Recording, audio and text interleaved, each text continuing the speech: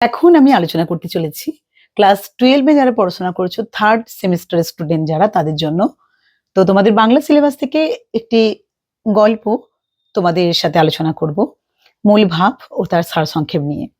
ভালো করে লাস্ট পর্যন্ত ভিডিওটা দেখো, আশা করি গল্পটির মূল ভাবটা বুঝতে পারবে, সারসংক্ষেপটা বুঝতে পারবে, তোমাদের অনেকটা হেল্প করবে। ঠিক আছে, তো চলো শুরু করি। দেখো, গল্পের নাম হলো আদরিণী। গল্পের লেখক প্রভাত কুমার মুখোপাধ্যায়। আর গল্পে যে চরিত্রগুলো রয়েছে সেগুলো হলো মহারাজ, নগেন ডাক্তার, কুঞ্জ বিহারী, জয়রাম বাবু বা জয়রাম মুখোপাধ্যায়, কল্যাণী, পোষ্য হাতি, যাকে বলা হচ্ছে আদরিণী, যাকে কেন্দ্র করে গল্পের নামকরণ করা হয়েছে।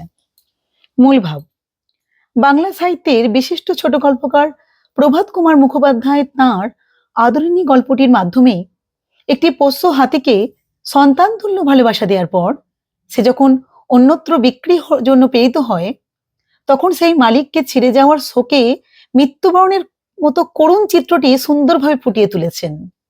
গল্পে আদরিণী কোনো মানব চরিত্র নয়, একজন মাদি হাতি, আর্থিক মন্দার কারণে যাকে অনিচ্ছা সত্ত্বেও জয়রামবাবু মুখোপাধ্যায় বিক্রি করার সিদ্ধান্ত নেন।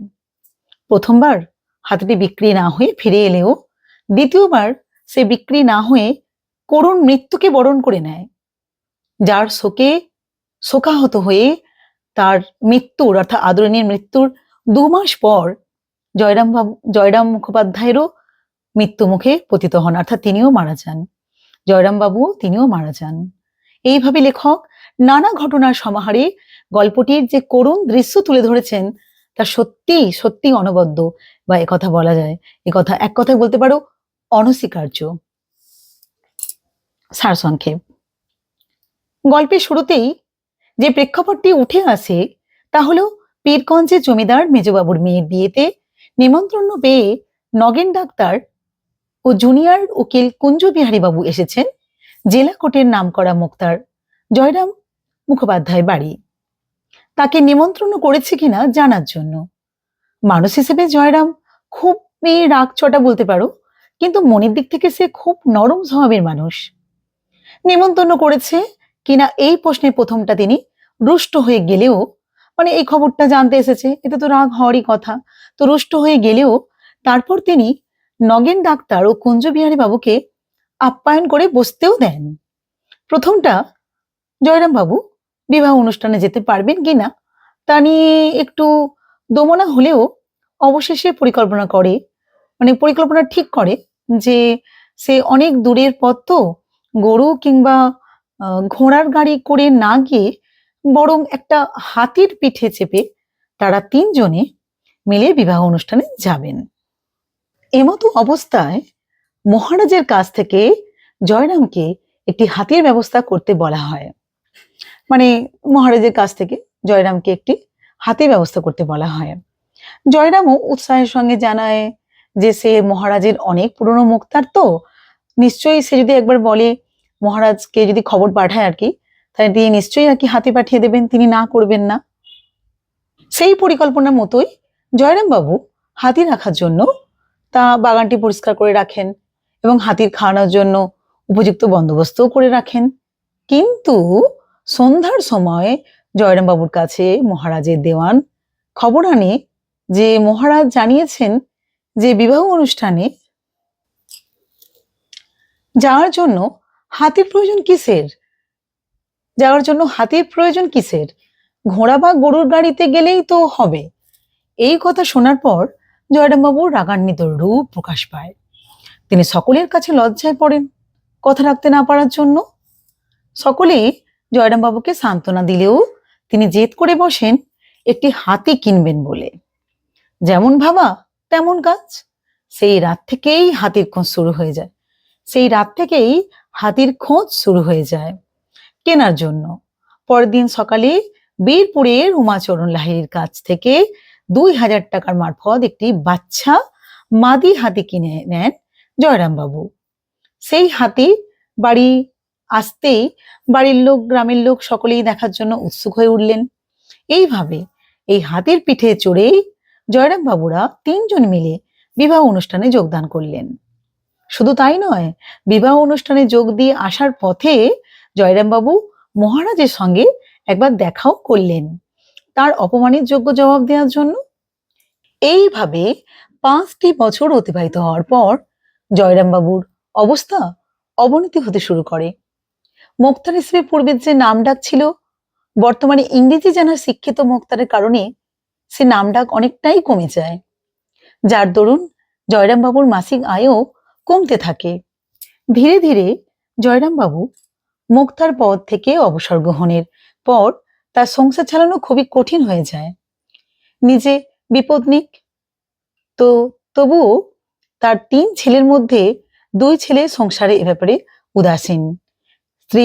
স্ত্রী সন্তানের ব্যাপারেও কোনো চিন্তাই নেই তাদের কোনো কালে। ছোট ছেলেটিকেই একমাত্র সম্বল, যদি সে কলিকাতায় পড়াশোনা করার পর কিছু করতে পারে। এমন পরিস্থিতিতে জয়রামবাবু পরিকল্পনা করলেন তার আদরের হাতি আদরিণীকে যদি মাঝে মধ্যে ভাড়া খাটানো যায় তাহলে কিছু আয় হলেও হতে পারে। এমন অবস্থায় তিনি একটি এ সংক্রান্ত বিজ্ঞাপন দিয়ে সমস্ত দৃশ্যস্থানীয় জায়গাতে বিজ্ঞাপনটিকে আটকে দিলেন। এই বিজ্ঞাপনের মারফত যদিও মানুষ আসতো, তাও খুব নগণ্য। এদিকে সংসারের অবস্থা দিনকে দিন খারাপ হতে লাগলো। নাতির অশোকের পথ্য, বিবাহযোগ্য নাতনির বিবাহের জন্য পাত্র দেখা, সমস্ত দায়িত্বটাই এসে পড়ল 60 বছরের বুড়ো জয়রামের ঘাড়ে। অবশেষে অনেক পাত্র দেখার পর তার নাতনির বিবাহের জন্য একটি পাত্র জোগাড় করা হলো, যে রাজশাহী কলেজে LA পড়ছে। পণ হিসেবে তারা 2000 টাকা চাইল এবং বিবাহের খরচ 500, মোট 2500 টাকা হলে বিবাহটা সম্পন্ন হবে। কিন্তু প্রবল আর্থিক টানাপোড়েনে এর মধ্যেও জয়রামবাবু এই টাকাটি জোগাড় করতে যখন ব্যর্থ হয়, তখন সকলে মিলে তাকে একটা যুক্তি দেয় হাতিটিকে বিক্রি করে দেওয়ার জন্য। প্রবল অনিচ্ছা সত্ত্বেও জয়রামবাবু তার প্রিয় পোষ্য হাতি আদরিণীকে অর্থ সংস্থানের জন্য বিক্রি করার সিদ্ধান্ত নিতে বাধ্য হন। বামুনহাটের মেলায় আদরিণীকে বিক্রির জন্য পাঠানোর আগে তার নিত্যদিনের ডালপাতা খাওয়ানোর পর জয়রামবাবু তাকে নিজের হাতে সজল চোখে রসগোল্লা খাওয়ান এবং বলেন, আদর, যাও মা, বামুনহাটের মেলা দেখে এসো। কিন্তু সেই মেলায় আদরিণী বিক্রি না হয়ে সবাইকে অবাক করে দিয়ে আদরিণী পুনরায় বাড়ি ফিরে আসে এবং পূর্বের মতন সকলে আবার আদরিণীকে নিয়ে মেতে থাকে। কিন্তু সেই অর্থ কষ্টের কারণে জয়রামবাবু দ্বিতীয়বার আদরিণীকে বিক্রির জন্য রসুলগঞ্জের সপ্তাহব্যাপী মেলায় পাঠাতে উদ্যত হন। কিন্তু এবার তিনি বিদায়ের সময় আদরিণীর সামনে আর যান না, কারণ প্রথমবার জয়রামবাবু আদরিণীকে যেহেতু বলেছিলেন মেলা দেখে এসো, তাই প্রতিবেশীরা আদরিণী ফিরে আসতে বলেছিলেন। আদরিণীকে যেহেতু বলেছিলেন মেলা দেখে এসো, তাই প্রতিবেশীরা আদরিণী ফিরে আসতে বলেছিলেন। বামুনের বাক্য সত্যি হয়। তাই তিনি দ্বিতীয়বার আদরিণীর বিদায়ের সময় তারা সামনে গিয়ে না দাঁড়ালেও মনে মনে প্রতিজ্ঞা করেন যে তিনি যতদিন বাঁচবেন আদরিণী যে বাড়িতে বিক্রি হয়ে যাবে সেই বাড়িতেই তার জন্য খাবার নিয়ে দেখা করতে যাবেন। তার নাতনি কল্যাণী জানায় আদরিণী বিদায় নেওয়ার সময় দ্বিতীয়বার কাঁদছিল। এটি শুনে জয়রামবাবুর মন আরো আরো বিষণ্ণ হয়ে পড়ে।